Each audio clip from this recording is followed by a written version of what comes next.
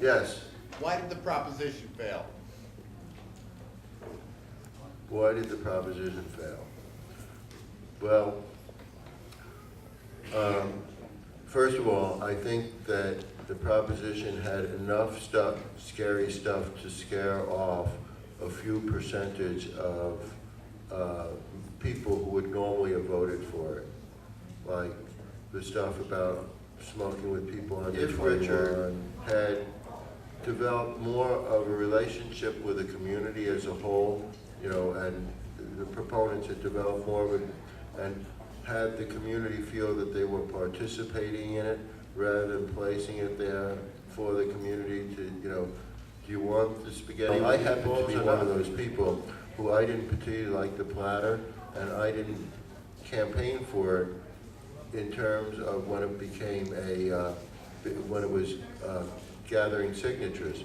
But I felt that it was really important that any negatives to this were overweighed by the positive things that would happen if it became legal. Yes. So I campaigned vigorously for it.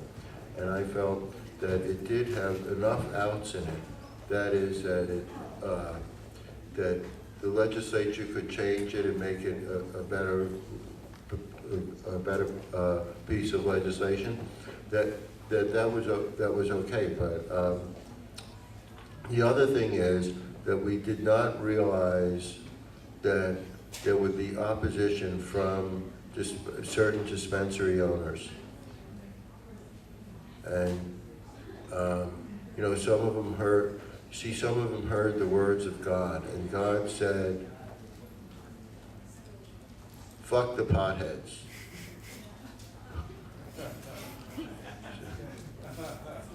Now this is Brian Davies from Sacramento Canacare, and he spoke with God, and that's what God told him. But you know what? See, and then, you know, I was at Mills College, and I was in this debate with this so-called bishop. He's only a bishop, and I'm a pope. I'm a Zen Methodist pope. So, you know, I trumped him. He said, that's only words. I said, exactly. So one of the things that Richard, you know, was just imposed on people. They had this group of, this focus group, and using this focus group and this proposition writer, they wrote it.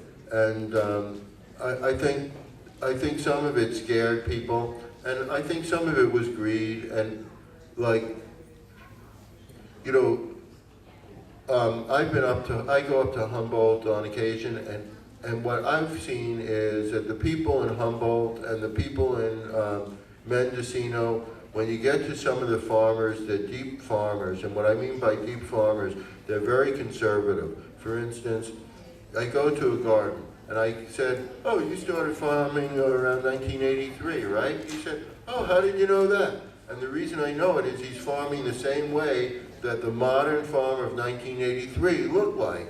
This was a trendy farm of 83, only he never went in and turned in his clothes and got a new garden. He's still doing whatever he was. And you know, wherever you go there, you see, oh, well, this works for me, so I'm not gonna mess with any of that new stuff. And so farmers tend to be very conservative. So if somebody you know, and also, if you know that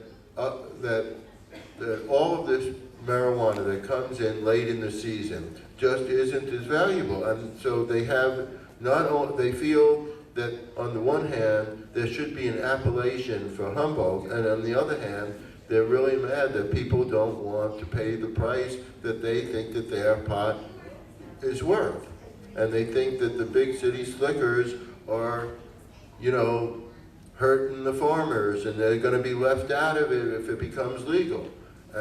So part of it is the really conservative bent among farmers in general, and that's no different than, you know, any farmers, because up until it got into this corporate farming, farmers tended to be very conservative in the way that they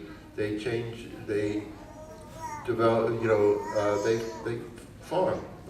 So those are the reasons in my book. And I would say that um, that this did prove that that marijuana legalization, it's not a question of if it will be legal or should it be legal, could it be legal, it's just a question of when. This is, you know, the other part of it is, in another 2 years, you know, 5% of the electorate will change over.